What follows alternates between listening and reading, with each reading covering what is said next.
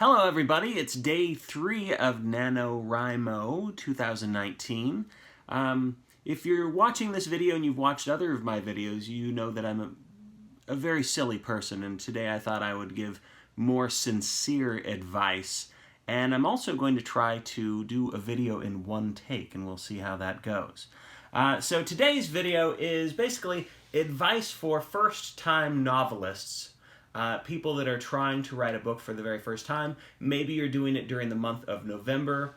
Maybe you're watching this video and it's the middle of January. I just want to talk about the pressures that are involved. The NanoWrimo is a wonderful thing because it encourages people. It's like running a marathon. It encourages people to try to produce artistic works in a very short amount of time. And that's great if you can do that, but that really puts a lot of pressure on especially new writers when you're going online and you're seeing everybody posting on, it might be day 3, and they might say, oh, I've got 15,000 words, and maybe you have 5 words, and you don't know what your title is, and that makes you feel, self-conscious.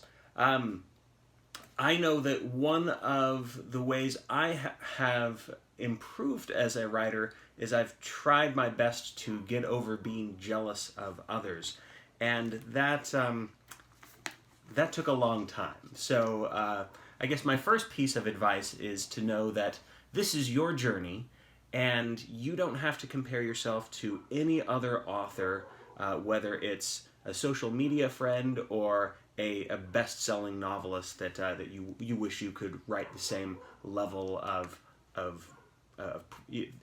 that you wish you could be not only productive but as successful as that author. So try not to compare yourself to them. What else do I have? This is my favorite piece of advice. I'm going to give it to you now. I should have saved it for the end, but I'm going to give it to you right now. Give yourself permission to write garbage. Meaning that when you're working on the first draft of your novel, it doesn't have to be perfect. It doesn't even have to be that good. Now, you're probably thinking, gosh, I don't think I want to write 50,000 words of garbage, but I guarantee you that's not going to happen, because the more you write, the better your writing will become. The words will start to flow once you get into the habit of writing. And if you are too critical on yourself, if you edit yourself too much as you're writing, then you're going to constantly stop on chapter 3 or chapter 4, and you're going to decide, oh, I need to fix this, and I'm going to go all the way back to the beginning, and you might find yourself revising the first 3 or 4 chapters again and again and again until you get sick of the project and you stuff it into the drawer and it never sees the light of day again.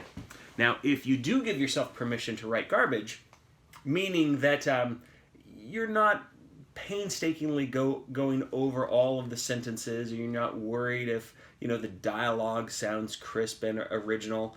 Obviously, it's nice, right? It's nice if you can write grammatically correct sentences. It's nice if the dialogue is fresh and original. But at the same time, if you keep writing and not stopping, you're going to get to really good places in your book. You're going to have surprises happen with your characters. You're going to make a lot of discoveries that you would not normally make if you kept stopping and trying to make every sentence perfect. So just know this is the first draft.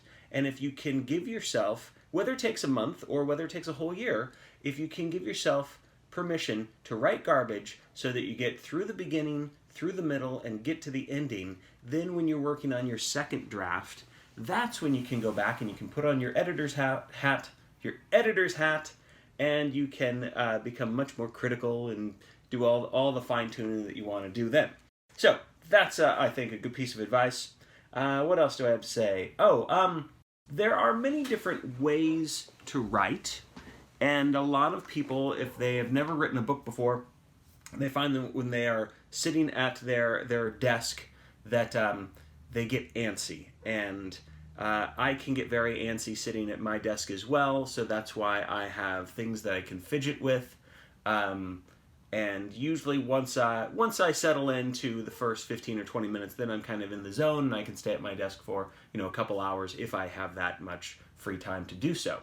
At the same time, I do sometimes get antsy enough that I don't want to be writing on the computer, especially if it's first draft. So sometimes I like to write by hand. So feel free to experiment. Do you want to write on your phone?